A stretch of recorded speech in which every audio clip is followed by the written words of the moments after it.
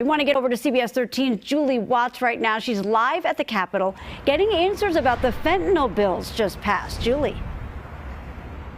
Yeah, guys, you can say there was a little bit of drama leading up to today's hearing. You mentioned it earlier. It started when the public safety chair, the Assembly public safety chair, refused to hear a handful of fentanyl bills would have killed them until next year. Well, the Republicans threatened a hostile move, pull him from committee and bring him straight to the floor for a vote. That would have been a bit of an awkward situation for some of the Democrats because they were mostly authored by Democrats who would have had to either vote against their own bill or vote against party leadership.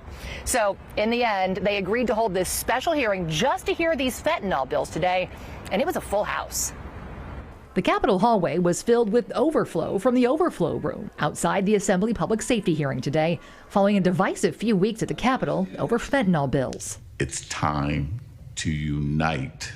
But it was clear heading into the hearing that unity was unlikely. And so we really saw the two sides at opposite polar extremes, if you will.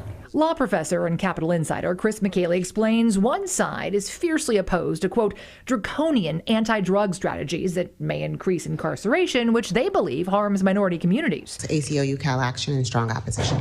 The other side insists fentanyl dealers need to be held accountable. Several carried photos of loved ones lost to fentanyl. This is my beautiful daughter, Talia, and I do support.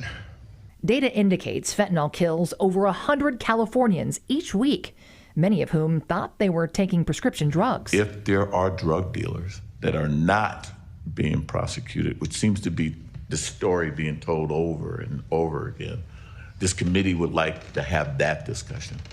In opposition to the one Republican-sponsored bill, Chair Reggie Jones-Sawyer said the committee wanted to explore why fentanyl dealers aren't being incarcerated under the current law. I'm not exactly sure what he meant, but I do know that he was wrong. Placer County DA Morgan Geyer says they do prosecute, but current laws cut the sentences, so dealers are right back out on the streets. We are doing everything we can to hold drug dealers accountable, even as this legislature is stripping all of the tools out of our toolbox. And Sacramento DA Tin Ho points to one of the bills killed today. If somebody had 1,500 pills, that's not a user, that's a dealer, and that person needs to be facing a felony and go to prison. And the piece of legislation that would help us do that today didn't even make it out of the committee. The committee, with 6 progressive Democrats and 2 Republicans, was unlikely to pass anything that created new sentences or penalties. The bills they did pass would add fentanyl to existing lists of controlled substances or create new programs. But even the way they blocked one bill felt like a nod to the political theater that led up to this hearing. Bonta. Not voting.